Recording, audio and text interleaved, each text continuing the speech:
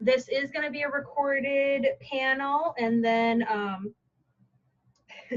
and then we will be posting it up on YouTube later, so you guys can share that. I do see that a couple people have joined Cracked Motion. As I was saying, thank you so much for joining. I've seen you active in the con hall in Discord, so thank you very much. I don't know the username of this other person. I think I think that they've been in the chat for a while too, like in Discord for a while. But all right, so I have started recording. We can go ahead. Oh, it's Smash. That's who it is. Smash Mouth. Smash Monster. They're gonna be hosting a Pokemon. I love how it goes from Smash to Smash Mouth to Smash Monster. Can't change your name? Okay. Yeah, I think I made it so that nobody can change their oh, that's why. Yeah. Okay. All right. I made it so that you can change your name now. Should be okay. All right, so it is recording. You guys can go ahead and we can get started. So Ayako, if you would like to just give yourself an introduction. Yeah, of course. Hi, everyone. So my name is Pauline. I go by Ayako. It's my nickname. I am part Japanese, so it was a nickname that was given to me. Where do I start? So right now, I work in the education in America, education field. And I previously worked in Japan as an English language teacher for about 2 years. I worked both as an Eikaiwa teacher, which is like a cram school, but for English language, and as a high school teacher. So I did double duty in that regard. And so I'm really excited to share my thoughts and experiences with you guys, because I firmly believe that there are a bunch of people like me that just want to live in Japan really bad.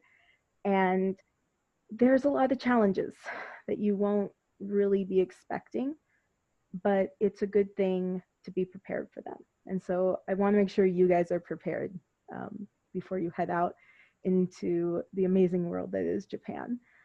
So this panel essentially will be broken into 3 parts. The first part is that I want to talk about moving to Japan. A lot of you probably don't live in Japan, I'm assuming.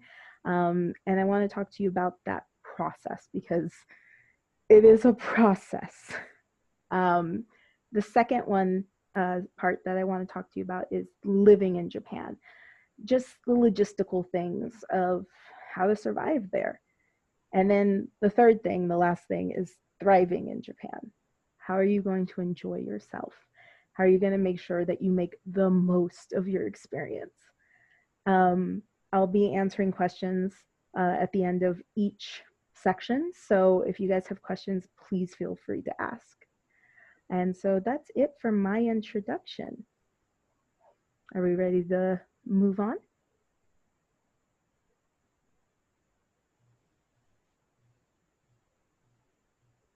I'm going to take that as a yes. Okay. So moving to Japan, first and foremost thing, all of the people watching this, I'm assuming, want to live there. And one of the biggest challenges you're going to face is just getting there. Once you're there, that just becomes you just willing yourself through everything. But the process of getting there takes a lot of people and a lot of time and a process. And so let's talk about that real quick. So first thing about moving to Japan is visas. Believe it or not, they're pretty hard to get from Japan. I'm going to show you mine. I'm going to try to block out as much information as I can. That's good. So this right here is an identification card. That's me. You'll see a hole here. I'll explain that later. but this card doubles as your visa while you live in Japan. My visa was good for 3 years. Depending on where you're from, if you have a working holiday visa, it might only be good for 1 year and you might have to renew it every year.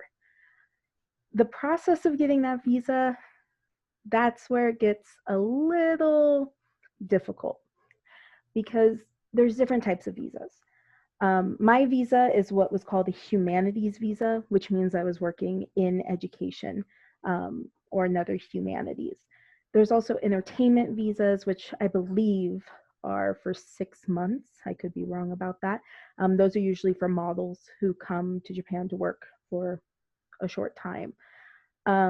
There's a bunch of different types of visas, and it's going to be really hard to get a visa on your own.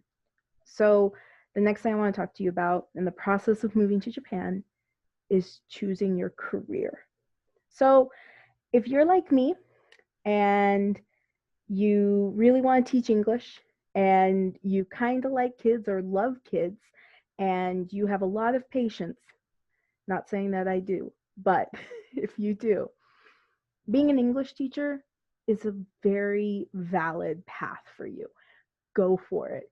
Do it. If you're not really big on children, if you've never experienced teaching before, don't assume that it's easy. There's other careers other than English teaching that might be suited for you. So when it comes to English teaching, the pros are that if you love teaching, if you love working with people and educating them, it's a very fulfilling job. On the other hand, it's very stressful because you are responsible for somebody's education and you usually have a very hectic schedule. Very hectic schedule. And so those are kind of the pros and cons there. Okay. And so one of the other jobs that you can go to that I mentioned before, it's entertainment. That's usually for models, but I know quite a few people who do YouTube channels that use the entertainment visa. That's another option. The pros and cons is that it's not as stable. You don't, with English teaching, usually, except for a few companies, how much you're getting paid every month. You know how to budget, and it's very predictable what your budget's going to be. When it comes to entertainment jobs, it might not be as predictable. So you have to weigh those pros and cons.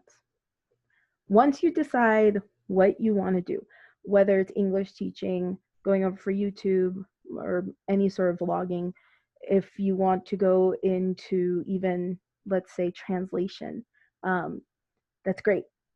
Your next step is finding a company that will hire you because you have to be sponsored to get a visa. You have to be sponsored by a person or company. And so that's pretty much the big process of just getting ready to go. The next thing that you have to do is you have to get ready to move your life. And a lot of people that I've talked to that moved to Japan, they were ready. They were ready to just drop everything and go, which is great. Not everyone's like that. And so you kind of want to take your time. The visa process is going to take a while. It's going to take upwards of 3 months. It's usually about 6 weeks. So, it's 4 weeks to get it started and then 6 weeks after that, if that makes sense. So during that time, you want to meet with friends, meet with families. You want to go and experience your favorite food restaurant, whatever. You want to go and have that memory. And then you want to go home and you want to Marie Kondo your whole life. Because you're going to have 2 suitcases that will probably weigh about 50 pounds each. unless you want to pay a fee, and one carry-on and one personal item to move yourself to Japan. But once you do that, you're in Japan once you have all that done. So the hardest part is just the process of getting started. Once you get there, it's pretty smooth sailing. So I'm going to take this moment because that's the end for section 1. I just want to see if any of you have questions so far about the process. If I didn't make anything clear, please let me know.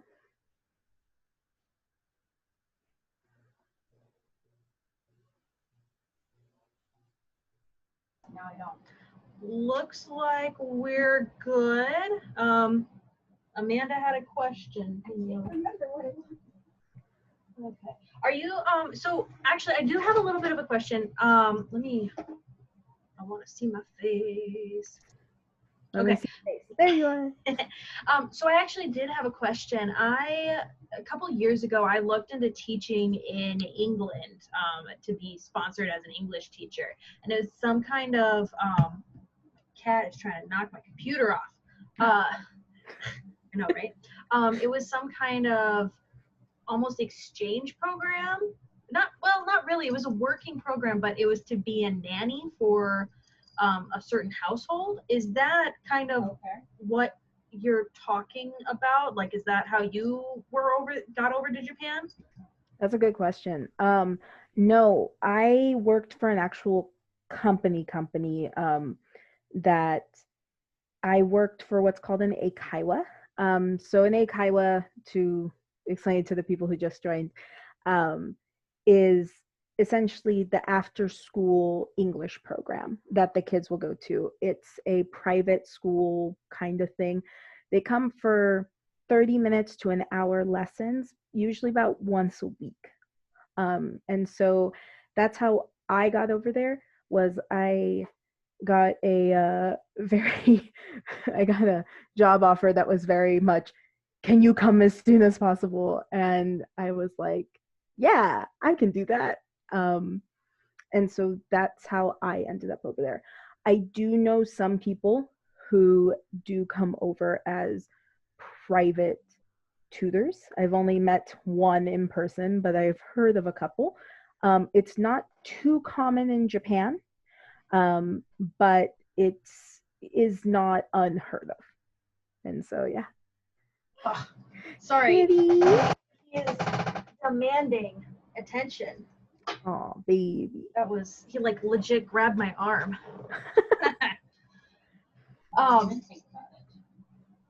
Okay, that explains a lot. Did you have to know a certain level of Japanese before you went there?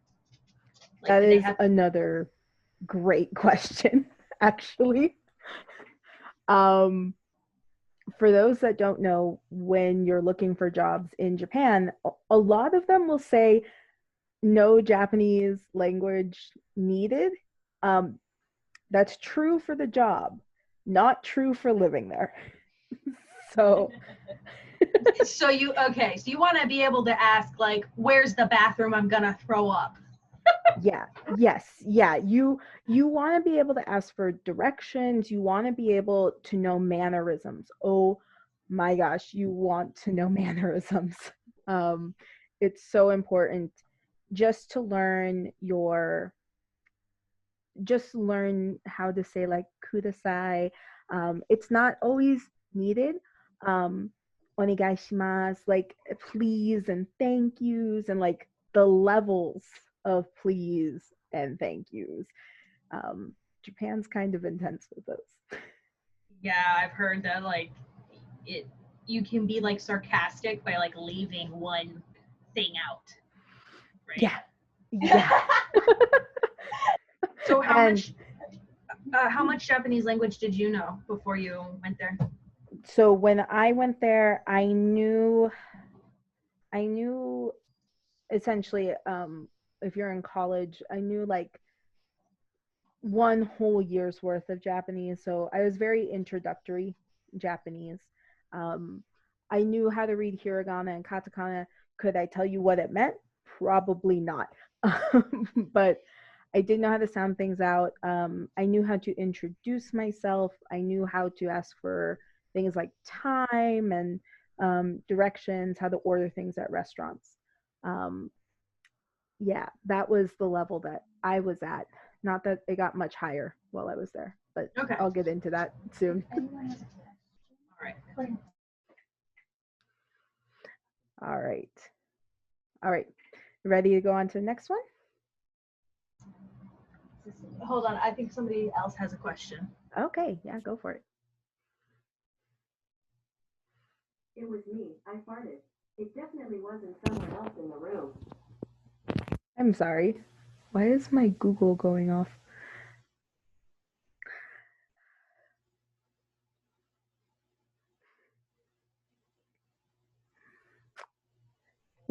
You're muted again, by the way, just to let you know. Unmute. Okay, I'm unmuted. So Amanda does have a question. I'm gonna go ahead and unmute her because Yeah. she is the co-host, just so other people can hear. What is the most irritating thing that you found moving to Japan? Like, what's the hardest thing culture-wise or just attitude-wise that you have moving to Japan? That's a really good question. You can have multiple. No, I do have, actually, I have the examples right next to me. So when you move to Japan, like I said, your visa is really important. So you have to get your identification card. You have to get one of these because it's also your visa. And everyone in Japan has one. Like, I think it's from when you're 18, I think. It's kind of their version of a like state ID. You have to have one of these. But along with having one of those, you also have to get a bank card. So mine was for Chiba Bank. You have to open a bank account. This was the most frustrating thing. And the reason that was so frustrating, recently, let me disclose this. Recently, I believe it's Sony Bank opened a very special branch of their bank specifically for foreigners. So I just want to disclose that before I go into this. This bank, however, 2 years ago, did not have any sort of English help. And so I went in not knowing what to do. My company tried to help me as much as they could. Bless the lady that tried to help me. She was such a sweetheart. But she had work to do and she could only be on the phone and translate for me for so long. This was frustrating, not only because of the language barrier, but because of my name. This is an issue that not everyone goes through, but you might experience it if you have a name that's really hard to translate in Japanese. So my name is Pauline. When you read that in Japanese, it is ridiculous to pronounce. And so the way that you pronounce it in Japanese with katakana is Pauline. So you go Po-ri-n for my name, but they didn't know that. So they're looking at my identification card, which has my name. I can't show it all the way, but it has my name in English up here. And the poor ladies at the bank were trying to translate it into katakana. And I felt so bad for them. It was so frustrating. I think that was the most difficult thing. And it was mostly because of the language barrier, which comes back to that point of you need to know some Japanese before you go. It's so important.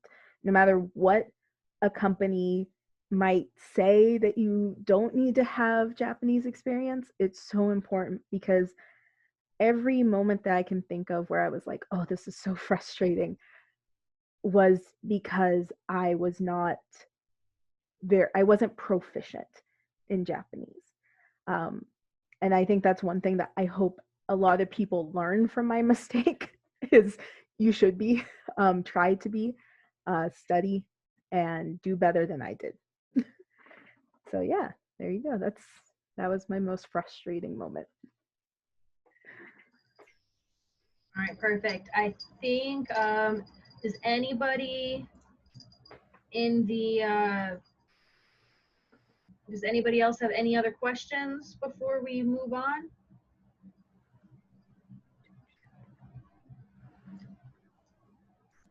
Nope. All right. All right, you're good. You're good for the next one. Awesome. Thank you. All right. So the next section I want to go over with you guys is living in Japan. So I just kind of introduced it just now with talking about my bank experience of setting up a bank account. There's a lot of things you have to do logistically. I taught English for 2 years. So there's a lot of things logistically that you have to do. One of the first things you have to do probably before you even move to Japan, but you have to officiate everything, is finding an apartment. You need a place to live. I know that we see all the YouTube videos about manga cafes and people who live in them. Don't be that person. Don't be that foreigner. Just don't. They're going to call you, it's, by the way, foreigner is a term that a lot of Japanese people use to just relate to anybody who's not Japanese, because I think it's 98% of the population in Japan is Japanese. So that's why I use that term. It's going to be difficult finding an apartment. If you're looking to live in a place like Tokyo, it might be easier to find one. It's just going to be a lot of experience. It's going to be a lot more expensive. Like I said, I taught English and I slip up.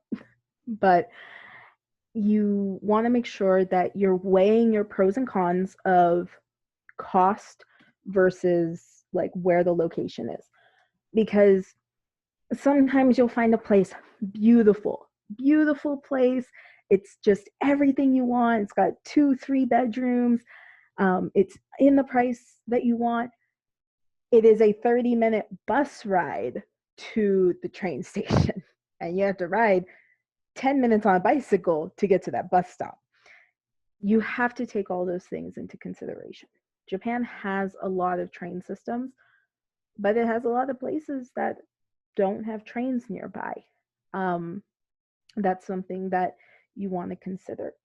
Another issue that you might come across when finding an apartment is that you are a foreigner. A lot of Japanese landlords won't want to rent to you.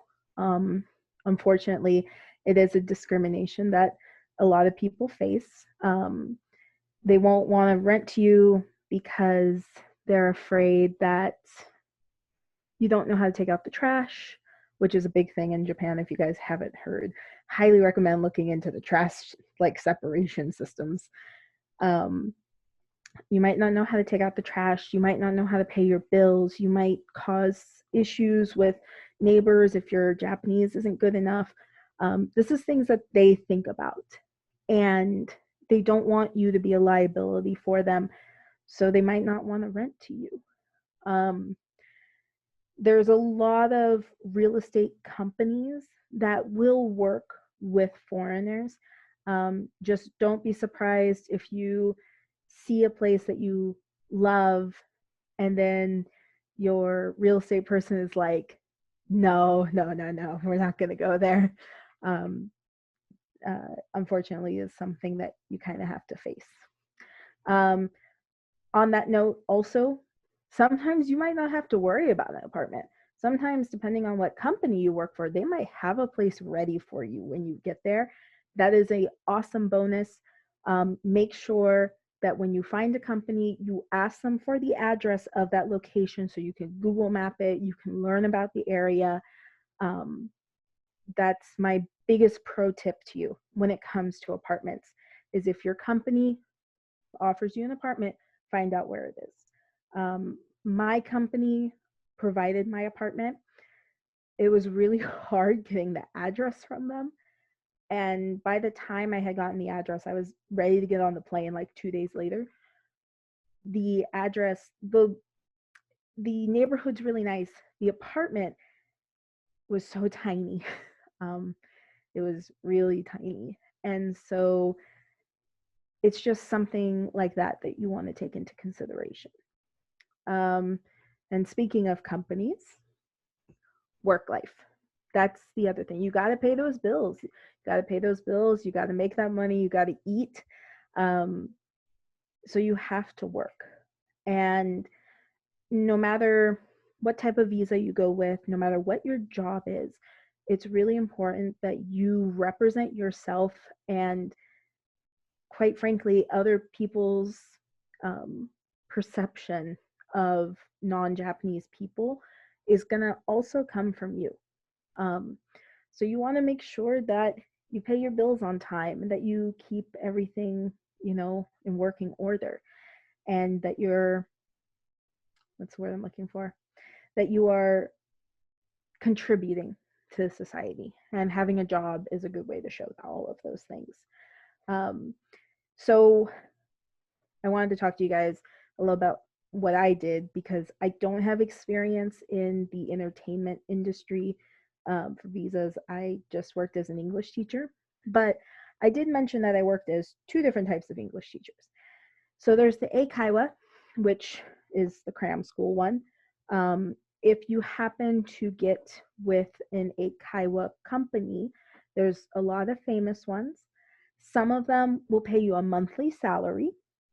Some of them will pay you based on commission. You want to read the fine print before you decide on that. But the difference is between an Eikaiwa and a school is that an Eikaiwa job is going to be at night. So if you're a night person, if you don't mind working from 2 p.m. to say even 9 p.m., Eikaiwa is for you. It's hands down for you. If you're more of a morning person and you want to work, let's say, from 8 a.m. to maybe even 7:30 a.m. to 2 p.m., 3 p.m., and then have your afternoons free, you want to work at a school. So the pros and cons of both of those are really funny to me, because I did both of them at the same time. So 3 days a week I was an Eikaiwa teacher. 2 days a week I was a high school teacher. So I had double duty, like I said before, in those areas. And so when it comes to Eikaiwas, I love Eikaiwas in the sense that if you want to teach, it is the most amazing place for meeting the most amazing people. My youngest student on one day was 2 years old. My oldest student on another day, I think, was 84. I never asked her actual age because, don't ask a lady her age. And so you get this wide range of people of all these different levels, and you get to just watch them grow, and you can stay with them. So when you're a high school teacher, you get those kids for maybe 1 year. If you're working with, like, say, the third years, like I did, you're only going to have them for that 1 year. Yeah, you're going to see them 2 days a week, but you're only going to have them for 1 year. Whereas with Eikaiwa, you're going to see them once a week, but you might have those students for 10 plus years, depending on how long you or them stay. I had two groups of kids. I had 2 groups of kids that I had from when I started to when I finished. And they were just my pride and joys. I love seeing them grow, and I love seeing how much their English improved, and it was amazing. On that note, the cons of it is that it is very, it's not standardized. So from company to company, the program's going to change. The curriculum, the scheduling, everything is going to be different. And so you just kind of have to be prepared for that. A lot of Eikaiwa companies, they're going to actually have you work at different locations throughout the week. It's all the same company, but you're going to be working at different locations. And each school might run things a little bit different depending on the manager. I had a manager I adored. She was like my not grandma. I loved working with her. She was such an interesting person, and she was so invested in the kids and even the adults learning English. I had another manager. Her skill was in marketing. She could market like nobody else. She wasn't that concerned with education, and it really made it hard to teach the kids. So those are the things you have to weigh when it comes to Eikaiwa. When it comes to high school, the big difference with high school is that it is so rigid. There's a set curriculum and you follow it every year. There's not a lot of room for creating your own lesson plans. I mean, you do have to create your own lessons plans, but the topics are always going to be the same. And depending on what school you go to, you might be the teacher, like the actual teacher of the class. Whereas another school, you might go and you're the ALT, an assistant language teacher, and you essentially help a Japanese grammar teacher with the lesson. And a lot of people end up just being speaker boxes for the class. So that's a real con, unless that's what you want to do, unless you just want to be there to assist and you don't really, maybe you're not confident in your lesson planning skills, then ALT might be good for you. So these are the pros and cons when it comes to English teaching and the different types of English teaching you can do. That's all I can really say for work life, because that's my experience. If you're looking for doing something with YouTube, if you're looking for something with art, go to YouTube. Just try to find YouTubers who are in those fields that may offer insight into their fields and how to get into them and how to work in them. And then the last thing is that you are in Japan. You are living in Japan. You are no longer in America, Mexico, Canada, England, wherever you are from, you are not there anymore. So one of the things you have to do is you have to learn how to adapt to things. You have to learn how to cook with Japanese ingredients. You have to learn how to order food.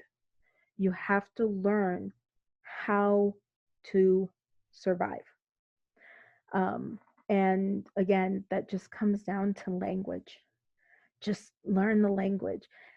For anybody watching this right now, if you are in college, enroll in a Japanese course if you can find it. If you are in high school, try to find online anything that can help you with it if you don't have access to language. That's same for college if you don't have a Japanese class. If you are an adult who has not been to college or doesn't have access to learning this language, there are so many programs that you can get. I do not recommend Rosetta. Rosetta doesn't work the way that it should. Some people are really good with Rosetta Stone, some people aren't. I recommend actually trying to go online and find a language exchange. There's a lot of websites where you're going to be talking to somebody like this. They're going to speak Japanese and you're going to speak English, and you teach each other your languages. Try to find things like that. Safely, please be safe about it. Do your research. And so that's pretty much what I recommend for living in Japan. Those are all the logistical things that you have to be prepared for. You have to be prepared to pay your bills. You've got to pay your bills. And you also have to be prepared for interacting with Japanese people and the culture. So make sure that you learn the language, and you want to make sure that you work. And so that's pretty much it for living in Japan. That's the kind of like heavier stuff. The survival part. And so if you guys have any questions, please feel free to ask them now.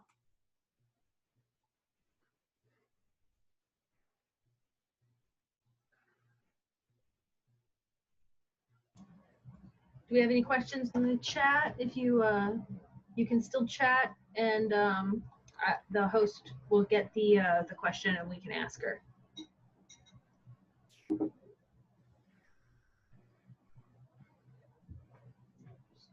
you want to ask it out loud? Sorry, Amanda has a question. She's just not sure how to say it. It's okay. Just hold on. Let me unmute you, Amanda.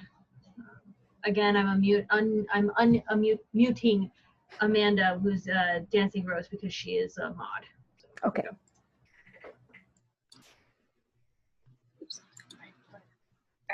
All right. How hard was it to learn how to cook and actually do the grocery shopping and finding all and like that kind of stuff? That's a really good question. So for cooking, it wasn't too hard. My mom is half Japanese, so I'm kind of familiar with Japanese food. I know how to cook a little bit of it, so it wasn't too hard. Grocery shopping. Okay, so personally, when I first moved to Japan, I had moved there and I was all alone, and I didn't know anybody, and I had the worst anxiety about going to the grocery store because I had to interact with people that didn't know English. It was so anxiety ridden experience for me. And so what happened was that one day I finally was like, I'm tired of going to the really nice lady right down the street who owns a little bakery, doesn't speak English, but also doesn't talk to me a lot in Japanese. Kind of tired of just eating bread. So I was like, time to go grocery shopping. And I went to the grocery store. And honestly, it's not that different from America. It's really not. The biggest difference is that a lot of times vegetables will be locally sourced, and there will be a section for locally sourced vegetables and a section for like company vegetables, ones that are mass grown. Other than that, it's really similar to America. The categories of how like baking, savory, soups, it's pretty much the same.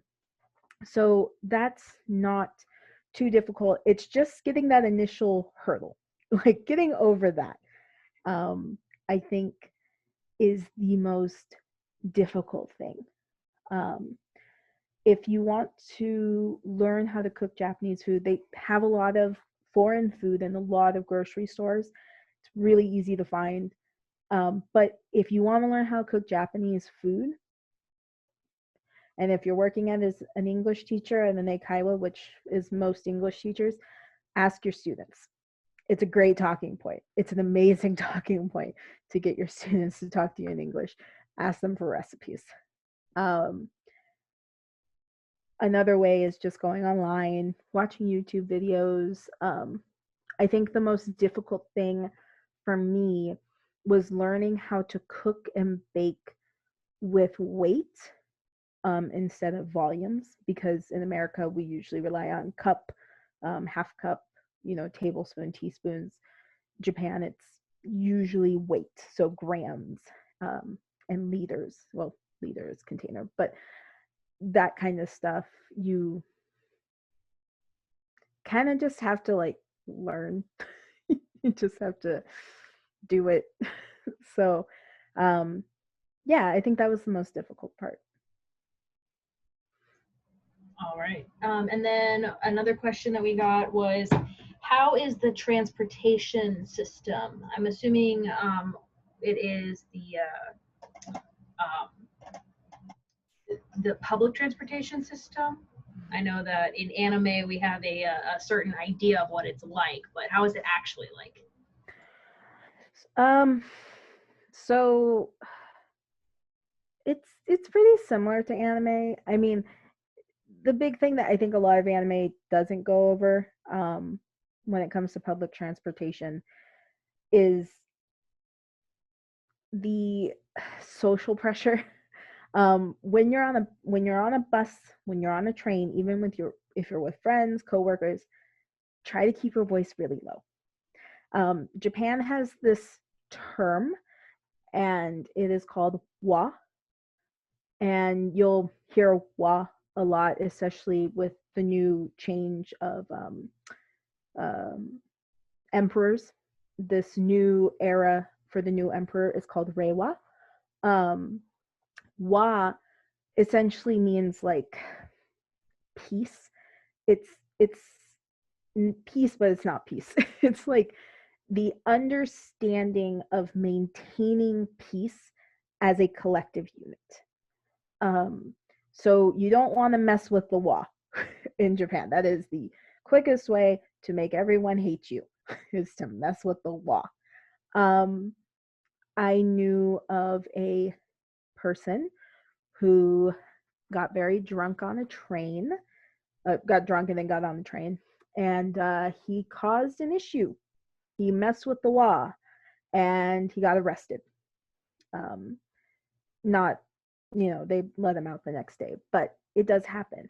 So when you go on a train, you want to be quiet. If you want to talk to your friend, that's fine. Just don't be yelling at each other. Don't be really loud. A lot of people give you dirty looks for it. As far as the actual transportation itself, it's really nice. Oh man, I love it. I am one of those people. I'm from California. Yeah. And if you haven't heard about how Californians drive, we are speed demons and we drive in traffic all the time. And I don't like driving. It gives me real bad anxiety. So I love the Japanese public transportation system. I love not having to drive places. But again, going back to when I mentioned apartments, you want to make sure that you're close to a public transportation, whether it's a bus station or a train station. And that's pretty much it. Just be wary of old stations. They may have really ancient, by ancient I mean like 50, 60 years old, ancient ticket machines that will have no English help whatsoever. Most modern ones will have English help, so you don't have to worry about it too much. But every once in a while, you'll come across a dinosaur of a ticket machine that it's really hard to navigate. But the transportation itself is great. People are super, super helpful. I've had to talk to a few train station employees while I was there. One time because I lost my cell phone on the train, and then another time because I found somebody else's cell phone on the train. And they were super helpful. But yeah, I like it. I think it's really, really useful. Perfect. Anybody else have any questions before we move on to the very last part? We're about 15 minutes from end. I'm also checking Facebook Live because it is on Facebook right now.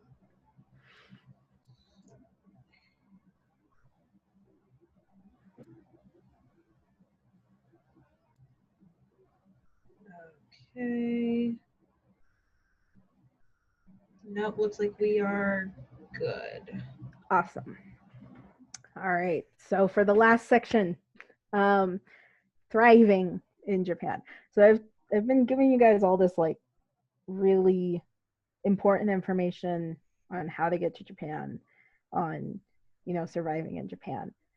But one of the things that's like super, super important for while you're living in Japan is to thrive. Um, this is one of those moments that, again, I want people to learn from my experience. Like I said, I had really bad anxiety when I had first moved there, because I didn't know anybody. And it hindered a lot of my thriving. Um, and then once I got to know people, it was amazing.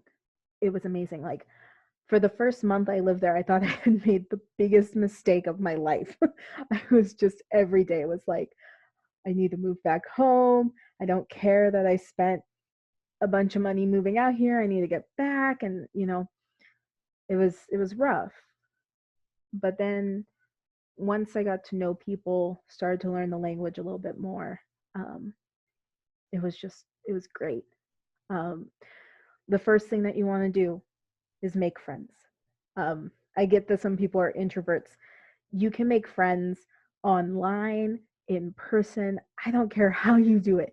Just make a friend, make a couple of friends, um, because they will help you so much with not so much just opening up, but knowing how to open up. Um, I think I became a better teacher once I made friends in Japan, because all of a sudden I knew how to communicate with people. I knew how to be way more open and be more engaging, because before I was just so shut in. If you're an introverted person, make an online friend. You know, Twitter is huge in Japan. Instagram doesn't exist in Japan, by the way. Like, there's very few people who use it. Twitter is the place to be. Everything happens on Twitter. Everything. Even Facebook just does not compare. Everything is on Twitter. So make some friends. Make some friends that you can share a few experiences with, because they are so important. Um, the other thing that you really want to do is travel. Oh my gosh, I knew so many people who would say things, such as, oh, I'm going to wait till the end of my contract, because most jobs are on a contract, by the way. I'm going to wait till the end of my contract, not take any vacation days, because they'll give me a bonus for every vacation day I didn't use. Not worth it. Use your vacation days. Go out, explore things, experience things, eat food that you never thought you would eat. There's some weird stuff in Japan, not just pufferfish. Trust me, there's weirder things, coming from an American perspective. Uh, let's see what else. Oh, travel places. It is so important to just go out and just do things. I had this challenge to myself. Every spring, there is something called Golden Week in Japan, and most people who work for companies, who aren't like necessity jobs, um, they usually have Golden Week off. So you get essentially 5 days plus the weekend off, in most cases. And my very first Golden Week, my challenge to myself was to challenge myself. And so I went out and I climbed a mountain and I hiked down to the next city. We started in one city. We took a rail car up like 3/4 of the way, walked the rest, and then walked down the mountain and then to the next city and caught the train there back home. I went driving in Japan. If there's one thing that freaks me out more than driving in California, it's driving on the opposite side of the road, where sometimes the lines in the road disappear.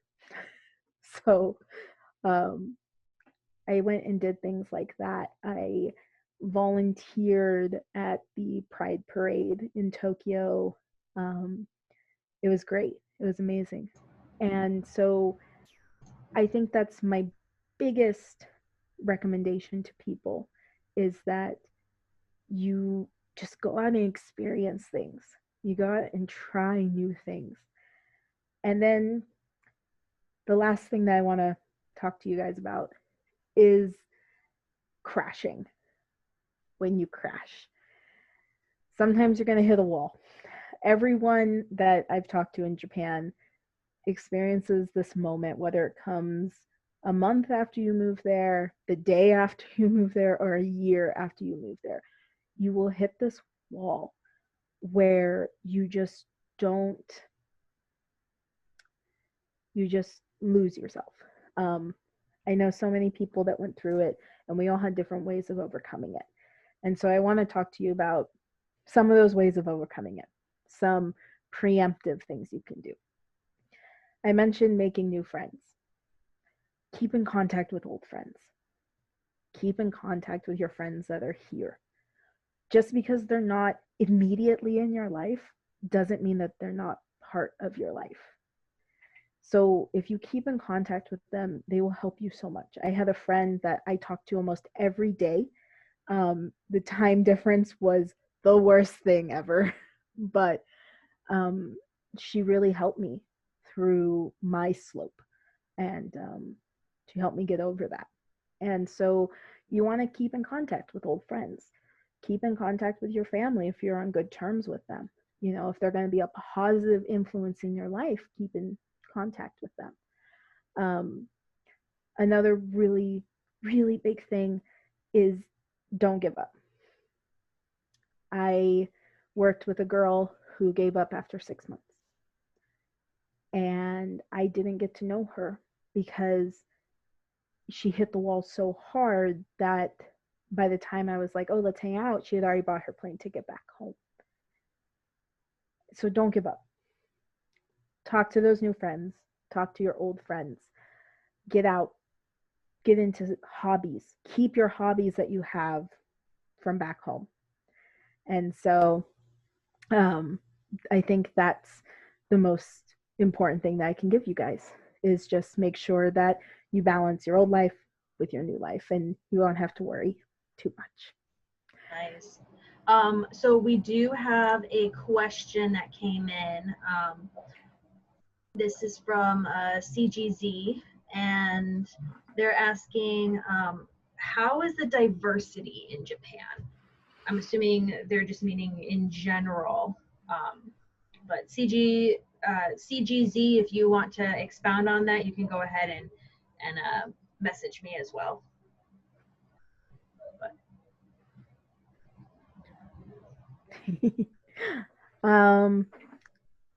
See, let's assume it's in general for right now. So yeah, they said it's just in general. Okay, awesome. So when it comes to diversity in Japan, depends on where you live. If you're like me and you lived in Chiba, you'll have quite a bit of diversity. Actually, not like you're going to have another foreign person as your neighbor kind of diversity, but every day you'll probably see somebody who isn't Japanese. The reason for that is because Chiba is a huge hub for international travel. It's where Narita Airport is. It's also where, don't get me wrong, I know it's called Tokyo Disneyland, but it's in Chiba. And so it's like saying Disneyland is in LA, but it's really in Anaheim. You know, it's one of those things where Chiba has a lot of people coming in and out of it. So it's very diverse. Same with Tokyo. Tokyo, if you are close to LA, Chicago, New York, Tokyo's just like those places. Really diverse. Let's see. But if you live outside of those areas, which I highly recommend, if your Japanese language level is high enough, I recommend going outside those boxes. Try to live close to Hiroshima.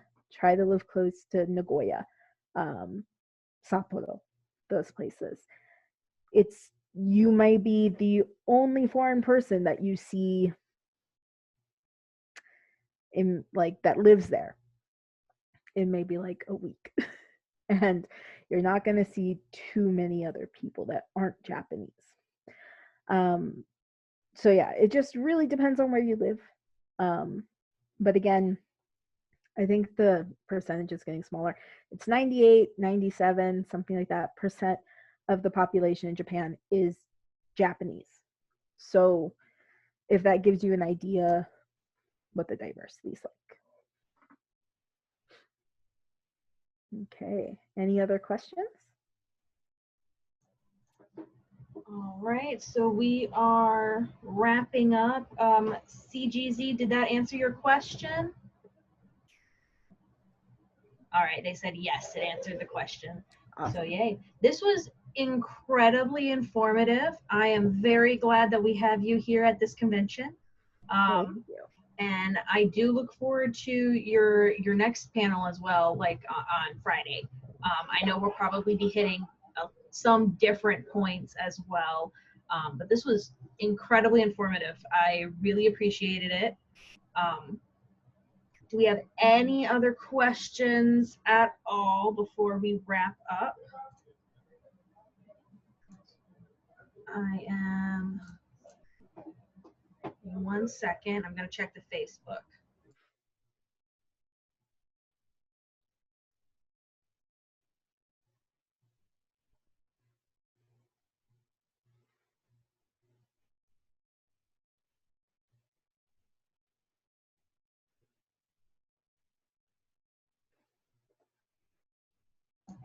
Okay, we do have a second question. Sorry. Go for it. So, what was the most confusing thing in a Japanese home?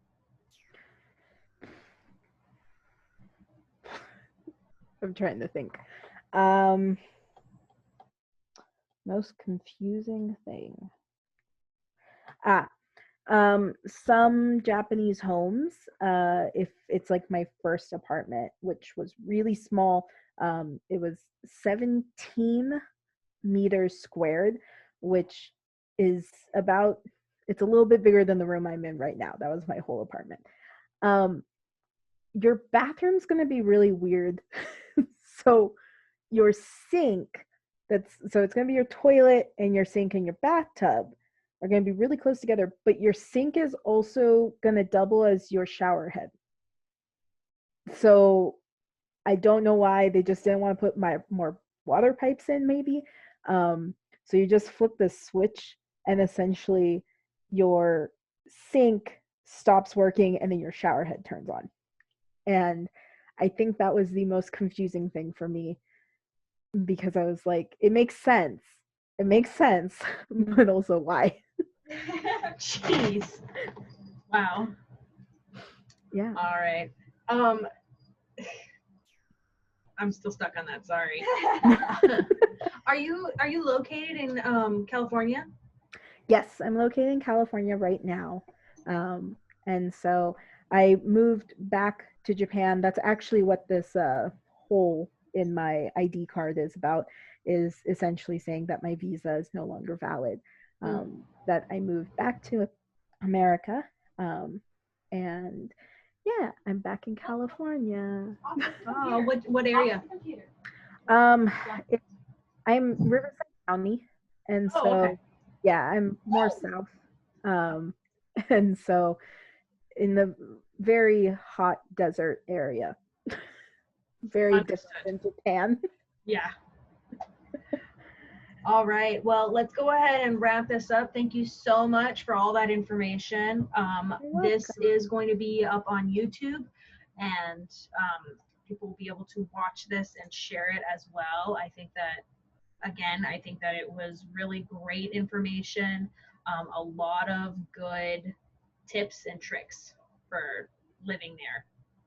Thank you. I'm really glad to have been here. Thank you guys for hosting this. Yeah, absolutely. All right. So we will see you on Friday as well. That is going to be the 15th around the same time, 5 p.m. Same panel room. Sounds great. All right. Thank you very much. Of course. Thank you. You're welcome.